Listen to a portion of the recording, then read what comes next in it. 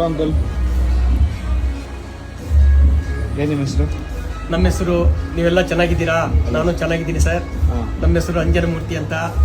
ನಮ್ಮದು ಈ ಕಡೆ ಹಿಂದೂಪುರ. ನಾನು ಹಿಂಗೆ ಬಂದು ಬರ್ಕೊಡ್ತಾ ಇರ್ತೀನಿ. ಕಲೆನ ಎಲ್ಲರಿಗೂ ತೋರಿಸ್ತೀನಿ. ಈ ಕಲೆ ಅನ್ನೋದು ಕಣ್ಮರಿ ಆಗ್ತಾ ಇದೆ. ಮೊದಲಿಗೆಲ್ಲ ಬೋರ್ಡ್ಗಳು, ಬ್ಯಾನರ್ಗಳು ಇದ್ವು. ಆದ್ರೂ ಇವಾಗ ನಮ್ಗೆ ಯಾವ್ದು ಅವು ಏನು ಇಲ್ಲ, ಎಲ್ಲ ಫ್ಲೆಕ್ಸಿಗಳಲ್ಲಿ ಮಾಡಿಸ್ತಾ ಇದ್ದಾರೆ.